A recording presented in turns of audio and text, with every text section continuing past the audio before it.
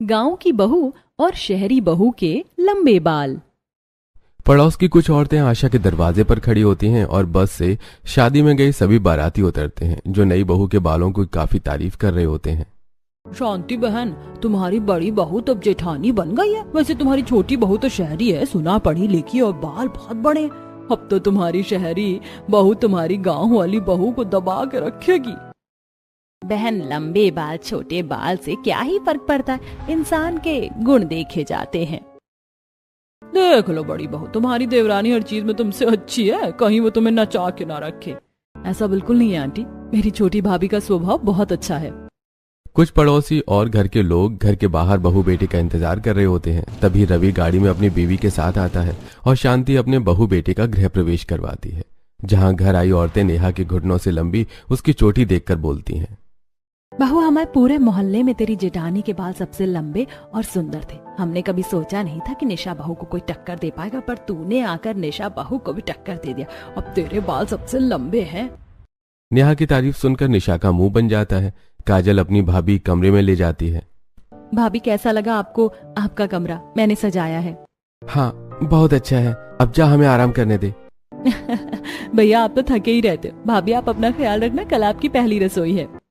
इतना बोलकर काजल वहां से चली जाती है और अगली सुबह नेहा हाथों में कपड़ा, टॉवल और सर धोने के लिए शैम्पू कंडीशनर लेकर बाथरूम की ओर जाती है, जहां बालों में तौलिया लपेटे निशा बाहर आती है।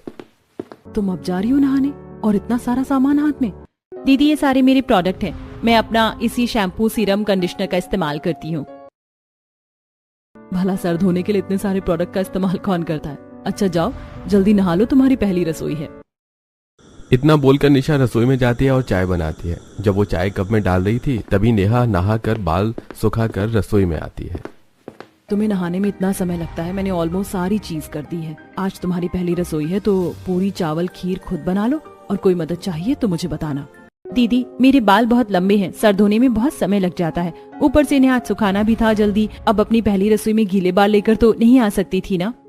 निशा हाथों में चाय की ट्रे उठाती है और नेहा से कहती है, हाँ, पता है, तुम्हारे बाल घुटनों से भी लंबे हैं और लग जाता होगा टाइम, पर मेरे भी बाल कोई छोटे नहीं, कमर से नीचे आते हैं। पर मुझे देखो, मैं सब कुछ कितनी जल्दी कर लेती हूँ, और मुझे तुम्हारी तरह इतने सारे प्रोडक्ट लगाने की जरूरत नहीं पड़ती। मेरे बाल तो नेचुरल ही सुंदर हैं। इतना बोलकर निशा चाय लेकर वहां से चली जाती है और लिविंग हॉल में बैठे सास ससुर और अपने पति को चाय देती है। वहीं नेहा अपनी पहली रसोई के लिए खाना बनाती है। कुछ देर में पूरा परिवार साथ मिलकर खाना खाता है। अरे बहू, तुम तो बड़ी बहू की तरह बहुत अच्छा खाना बनाना जानती हो। मुझे उम्मीद नहीं थी कि शहरी बहू पढ़ी लिखी होने के साथ साथ इतना अच्छा खाना बनाना भी जानती होगी। पापा, नेहा भले ही शहरी है पर वो हर चीज में परफेक्ट है, चाहे फिर ऑफिस हो या रसोई। ये तो बहुत अच्छी बात है, लड़कियों को सब करना आना चाहिए। अपने ससुराल वालों की तारीफ सुनकर नेहा को बहुत अच्छा लगता है। इसी तरह 2 दिन बीत जाते हैं और एक बार फिर नेहा अपने बाल धोती है और छत पर जाकर बैठ जाती है। तभी कपड़े लेकर निशा ऊपर जाती है और कपड़े तार पर सुखाते हुए बोलती है, बाल खोलकर ऐसे छत पर क्यों बैठी हो? दीदी, क्या करूं, घुटनों से लंबे बाल है ना, सिर्फ धोने में दिक्कत नहीं होती है बल्कि सुखाने में भी दिक्कत होती है, इसीलिए सोचा बाल खोलकर छत पर बैठ जाऊं। नेहा बहू, जानते हैं हम तुम्हारे बाल सुखाने में पूरा दिन लग जाता होगा, पर यहाँ की औरतों की नजर बहुत खराब है। निशा सही कह रही है, ऐसे बाल खोलकर छत पर मत बैठो। मेरी बेटी के पास एक मशीन है, वो तो अपने बाल उसी सुखा लेती है। तुम भी वही मशीन ले लो, मैं अपनी बेटी से पूछकर बता दूंगी तुम्हें। ऐसे छत पर बाल खोलकर बैठोगी तो ऐसे ही सब बकवास करेंगे। तो क्या हो गया दीदी, हमारे पड़ोसी ही तो है। बहू, ना सिर्फ तुम्हारे बाल अच्छे हैं बल्कि तुम्हारा स्वभाव भी बहुत अच्छा है। तुम्हें पता है, अपने जमाने में मेरे बाल तो तुम्हारे बाल से भी लंबे थे और मैं भी इसी तरह बाल खोलकर सुखाती थी। अपनी पड़ोसन के मुंह से नेहा की तारीफ सुनकर अब निशा के कान पक जाते हैं और वो कपड़े तार पर डालकर नीचे आ जाती है। तो वहीं नेहा अपनी पड़ोसियों से काफी देर तक बातें करती है। इसी तरह कुछ दिन बीत जाते हैं और एक दिन, आप दोनों तैयार हो गए? चलिए आज भाभी को गांव की मार्केट घुमा कर लाते हैं। बड़ी बहू, सब्जी वाला थैला भी ले लो, आते हुए सब्जी भी ले लेंगे। अब शांति अपनी दोनों बहू और बेटी के साथ मार्केट जाती है और सब्जी लेकर घर आने लगती है। तभी नेहा बड़ी शॉप देखकर बोलती है, माँ जी, मेरा कंडीशनर और हेयर मास्क खत्म हो गया है, मैं जरा सामान ले लूं। 2020 में मुंह का मास्क तो देखा और पहना था, पर बालों का भी मास्क आता है, पहली बार सुना है। शहरी लोगों के शहरी चोचले। बहू, अपनी देवरानी के बालों से क्यों इतना जल रही है? तेरे बाल भी तो अच्छे हैं। माँ जी ये क्या कह रही हो? भला मैं उसके बालों से क्यों जलूंगी? वो इतने महंगे प्रोडक्ट लगाती है इसलिए उसके बाल मेरे बाल से लंबे हैं, पर मैं सिर्फ अपने माँ के हाथों का बना आयुर्वेदिक तेल लगाती हूँ। एक बार फिर निशा अपने बालों की खुद तारीफ करती है। कुछ ही देर में सभी लोग घर आ जाते हैं और घर आने के बाद निशा नेहा के कमरे में जाती है और उसके प्रोडक्ट देखकर गूगल पर सर्च करती है। कितने महंगे सामान लगाती है अपने बालों में, तभी तो उसके बाल इतने लंबे और सुंदर हैं। जरा मैं भी देखूं इस तेल, शैम्पू, कंडीशनर से बालों को क्या फायदा होता है। सारे प्रोडक्ट गूगल पर सर्च करने के बाद निशा को तेल, शैम्पू, कंडीशनर के फायदे के बारे में पता चलता है। अच्छा, तो इन सभी प्रोडक्ट को लगाने के इतने फायदे हैं। इन्हें लगाने से बालों में चमक आता है, बाल मजबूत होते हैं और लंबे भी। तभी तो महारानी इतने महंगे प्रोडक्ट अपने बालों पर इस्तेमाल कर रही हैं। कमाई अठन्नी, खर्चा रुपया। निशा अपनी देवरानी के प्रोडक्ट देखकर वहां से चली जाती है और इसी तरह कुछ दिन बीत जाते हैं और एक दिन कमरे में बैठी निशा की बहन का फोन आता है। दीदी 2 दिन से माँ की तबीयत खराब है, 2 गली छोड़कर तुम्हारा ससुराल है, कभी कभी माँ से मिलने आ जाओ। बगल में मायका है, इसका मतलब ये थोड़ी ना है कि बार बार मायके आऊंगी। अच्छा तू फोन रख, मैं आ रही हूँ। कुछ देर में निशा अपने मायके जाने के लिए तैयार हो जाती है और जब पूरा परिवार एक साथ टीवी देख रहा होता है तो माँ जी मेरी माँ की तबीयत ठीक नहीं है, मैं मायके जा रही हूँ, शाम तक या कल सुबह तक आ जाऊंगी। दीदी बालों का जूड़ा बना लो, आप ही कहती हो यहाँ की औरतों की नजर अच्छी नहीं है, और आप अकेले क्यों जा रही हैं? रवि जी छोड़ आएंगे। नेहा भाभी के बालों को कुछ नहीं होगा, भाभी का मायका 2 गली छोड़ कर ही है, मुझे जाने की क्या जरूरत है। निशा अपनी देवर देवरानी की बात सुनकर मुंह बनाकर अपने मायके जाती है और सारी रात अपनी माँ के पास रहती है। उन्हें समय पर दवाई देती है और अगले दिन चारपाई पर बैठी माँ। तुझे देख कर ही मैं ठीक हो जाती हूँ, पर तेरे बाल कैसे हो रहे? तेल लगाना बंद कर दिया क्या? कोई नहीं, आ बैठ, मैं तेरे सर की चंपी कर देती हूँ। निशा तेल लेकर बैठ जाती है और उसकी माँ चंपी करती है। क्या चंपी करोगी माँ मेरे सर में? तुम मेरे सर में वही 100 साल पुराना तेल लगा रही हो, जबकि बाजार में महंगे महंगे प्रोडक्ट आ गए और वही प्रोडक्ट लगाकर मेरी देवरानी के बाल मेरे बाल से भी लंबे और सुंदर हो गए। दीदी ये महंगे प्रोडक्ट बस कुछ दिनों के लिए होते हैं बेटा, सबके बाल अलग होते हैं। क्या हुआ अगर तेरी देवरानी के बाल तुझसे अच्छे हैं तो तेरे बाल कोई खराब थोड़ी ना है। निशा अपनी माँ से चंपी करवाती है और एक तेल की शीशी लेकर अपने ससुराल आती है और वो देखती है कि उसकी देवरानी अपने कमरे में शीशे के सामने खड़ी होकर बालों में सीरम लगा रही है। ये अपने बालों का कितना ख्याल रखती है। अगर मैं भी इसकी तरह महंगे प्रोडक्ट इस्तेमाल करूं और अपने बालों का ऐसे ही ख्याल रखूं तो मेरे बाल इससे भी अच्छे हो जाएंगे। अपनी देवरानी को बाल में सीरम लगाता देखकर निशा मौका देखकर उसकी गैर मौजूदगी में अब छुप छुप कर नेहा के शैम्पू, कंडीशनर, हेयर मास्क इस्तेमाल करती है। ऐसे ही एक दिन, अच्छा तो शैम्पू करने के बाद इस कंडीशनर को लगाकर फिर से सर धोना है, तभी तो कहूँ मेरी देवरानी को इतना समय क्यों लगता है। निशा अपने सिर में कंडीशनर लगाती है और कुछ देर बाद सिर धोकर बाहर निकलती है और जब निशा को मौका मिलता वो कभी छुपकर नेहा का तेल लगाती तो कभी सीरम। शीशे के सामने बैठी निशा, सच में ये सीरम कितना अच्छा है, इसे लगाते ही मेरे बालों में चमक आ गई। आज निशा नेहा का सीरम लगाकर पूरे घर में खुले बालों में घूमती है और बार बार अपने बालों को हाथ लगाती है। सोफे पर बैठे काजल, रवि ये देखकर कहते हैं, क्या बात है भाभी, जब से मायके से आई हो बालों का कुछ ज्यादा ख्याल रख रही हो। आपकी माँ ने तेल के साथ इस बार कोई जादुई नुस्खा दे दिया है क्या? काजल भाभी अपने बालों का कितना ही ख्याल क्यों न रख लें, पर उनके बाल नेहा के बाल की तरह नहीं हो सकते। तुम लोग फिर शुरू हो गए। मेरी दोनों बहू के बाल बहुत अच्छे, खबरदार अब किसी ने भी ऐसी बात की तो। शांति की डांट सुनकर रवि और काजल चुप हो जाते हैं तो वहीं नेहा भी अपने कमरे में और अपने आप को शीशे में देखती है और बैग निकालकर एक तेल की कटोरी में कुछ कैप्सूल डालती है और उन्हें अपने सिर में लगाती है। सब मेरे बाल की कितनी तारीफ करते हैं, पर किसी को क्या पता मेरे ये बाल नकली हैं। मेरे सर पर तो सिर्फ खुला मैदान है और ये सब मेरी अपनी गलती की वजह से हुआ है। नेहा सिर पर तेल लगाती है और गहरी सोच में डूब जाती है। नेहा खुशी के साथ अपने कमरे में बैठी है। यार नेहा तेरे बाल कितने लंबे और सुंदर है, हमारे तो बाल इतने छोटे हैं, फिर भी हम इसमें इतनी तरह की कटिंग करवा लेते हैं, रिबॉन्डिंग करवाते हैं और हेयर कलर करवाते हैं, पर तू है जो अपने बालों के साथ कोई छेड़खानी नहीं करती। कुछ दिनों में तेरी शादी हो जाएगी। रवि 1 महीने के लिए अपने गाँव गया है, कभी भी वो अपने घर वालों के साथ तेरा हाथ मांगने आ जाएगा। अभी भी मौका है, अपने बालों को और सुंदर बना। तो शायद सही बोल रही है, आखिर गाँव के लोगों को भी तो पता चले कि शहरी लड़कियों के बाल कैसे होते हैं। नेहा अपनी दोस्त की बातों में आकर उसके साथ सैलून जाती है और रिबॉन्डिंग के साथ हेयर कलर करवाती है। मैडम इसके साथ आपको कंडीशनर, शैम्पू, सीरम लिख कर दे रही हूँ, उन्हीं का इस्तेमाल करना, कोई दूसरे और प्रोडक्ट इस्तेमाल मत करना।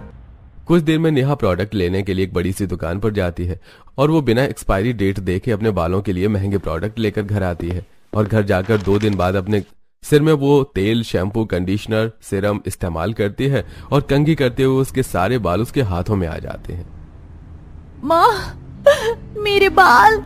तूने ऐसा कौन सा प्रोडक्ट लगा लिया जो रात भर में तेरे सारे बाल उड़ गए? इन सब की तो एक्सपायरी डेट है, तभी मैं बोलूं इनको लगाती। मेरे सर में खुजली क्यों हो रही थी? मुझे सर धोने के बाद कंडीशनर, सीरम लगाना ही नहीं चाहिए था, पर मुझे लगा इन्हें लगाने से मेरी खुजली बंद हो जाएगी, पर मैं ये नहीं जानती थी कि मैं गंजी हो जाऊंगी। नेहा अपना गंजा सिर देखकर रो रही होती है। तभी रवि का फोन आता है और वो नेहा की खुशखबरी सुनाता है, जिसे सुनकर नेहा और परेशान हो जाती है। अब मैं क्या करूं माँ? मेरे सर में पहले जैसे बाल आने में पता नहीं कितने साल लग जाएंगे, और अगले ही हफ्ते रवि अपनी फैमिली के साथ आ रहा है। तू फिक्र मत कर, मैं तुझे डॉक्टर के पास ले जाऊंगी, और जब तक तेरे बाल नहीं आ जाते तू विग लगा के रखना, किसी को कुछ पता नहीं चलेगा। पुराने दिनों को याद करके नेहा की आंखें भर जाती हैं और वो अपने विग में तेल और सीरम लगाकर उसे पहन लेती है और घर वालों के सामने आती है। इसी तरह कुछ दिन बीत जाते हैं और नेहा देखती है कि उसकी जेठानी अपनी माँ का बनाया हुआ तेल काजल को लगा रही है। बाकी सब भी लिविंग हॉल में बैठे हैं। भाभी, आप कौन सा तेल लगाती हैं? पूरे घर में बदबू आ जाती है। देवर जी, ये मेरी माँ ने खुद घर में बनाया, 100 साल पुराना नुस्खा है। इसे लगाने से काजल के बाल पहले से अच्छे हुए हैं। बहू, घर की बनाई नेचुरल चीज ही अच्छी होती है, ना कि बाजार की। पर शहर में नौकरी करने वाले को क्या पता। सुन लिया भैया, पापा ने क्या बोला? अपने ससुर की बात सुनकर अब नेहा की नजर अपनी जेठानी के तेल पर पड़ती है और वो मौका देखकर अपनी जेठानी का तेल चोरी कर लेती है और कमरे में खिड़की दरवाजे बंद करके विग को निकाल कर बेड पर रख देती है। ये महंगे प्रोडक्ट और दवाइयाँ तो मेरे किसी काम के नहीं। क्या पता दीदी का ये तेल मेरे उजड़े चमन पर खेती ला दे। नेहा सारे प्रोडक्ट यूज करके थक चुकी थी, इसलिए वो अपनी जेठानी का तेल चोरी कर लेती है। इस तरह कुछ दिन बीत जाते हैं और एक दिन नेहा बाथरूम में बैठकर अपना विग धो रही होती है। पता नहीं कब मेरे सर में बाल आएंगे और मुझे इस विग से छुटकारा मिलेगा। इतनी मेहनत तो कभी मैंने अपने सर को धोने में नहीं की, जितना इस विग को नेचुरल दिखाने के लिए करना पड़ता है। नेहा विग को अच्छे से शैम्पू करती है, कंडीशनर लगाती है और बाथरूम में उसे हैंगर पर सूखने के लिए रख देती है। तो वहीं बाहर से शांति जोर जोर से दरवाजा पीटती है। बहू, और कितना समय लगेगा तुझे नहाने में? सही बोलती है बड़ी बहू, तू बड़ा समय लगाती है। 10 मिनट और निकल रही हूँ। ये विग जल्दी सूखती क्यों नहीं है? गीली लगाऊंगी तो गिरने का डर है। अब कुछ ही देर में नेहा अपनी विग लगाकर बाहर आती है और कमरे में जाकर फिर से विग को निकालती है और उसे हैंगर पर टांगकर हेयर ड्रायर से सुखाने लगती है। इसी तरह कुछ दिन बीत जाते हैं और एक शाम जब पूरा परिवार एक साथ बैठा होता है तो माँ, भाभी, एक बहुत बड़ी खुशखबरी है। भैया ने भी मेरी तरह कंपनी स्विच कर ली है। अब वो भी हमारे साथ गांव में रहकर ही काम करेंगे। आज शाम तक भैया आ जाएंगे, तो क्यों ना हम सब कल बाहर पिकनिक पर चलें? हाँ, ये तो बहुत अच्छी बात है बेटा। अब मेरा पूरा परिवार एक साथ यहीं गांव में रहेगा। पूरा परिवार सुमित के आने से काफी खुश होता है। तो वहीं निशा पूरे घर में अपना तेल ढूंढ रही होती है। क्या हुआ भाभी? भैया के आने की खुशी में इतनी पागल हो गई कि अभी से ही भैया को घर में ढूंढ रही हो? तुम्हारे भैया के आने की खुशी मुझे बहुत है, पर मैं अपना तेल ढूंढ रही हूँ। वैसे मैंने माँ को बोला है कि वो एक और शीशी लेकर आ जाए, पर वो पुरानी शीशी कहाँ चली गई समझ नहीं आ रहा। निशा पूरे घर में अपना तेल ढूंढती है, पर उसे कहीं तेल नहीं मिलता। तो वहीं खाली समय में नेहा अपना विग निकाल कर रख देती है और सिर पर तेल लगाती है। शाम को सुमित घर आता है और अगले दिन पूरा परिवार पिकनिक पर जाने के लिए तैयार हो जाता है। मैं पहले ही थका हुआ हूँ, सोचा था एक दिन आराम करूंगा, पर यहाँ गाड़ी में सामान रख रहा हूँ और कितना सामान है। भैया पिकनिक बनाने जा रहे हैं, खाने पीने का सामान तो लेकर ही जाएंगे ना।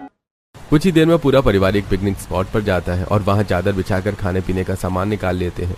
अब जैसे ही वो लोग खाना शुरू करते हैं, तेज आंधी तूफान चलने लगती है और धूल मिट्टी के साथ घास, कूड़े, पत्ते उड़ते हुए सभी के ऊपर आ जाते हैं।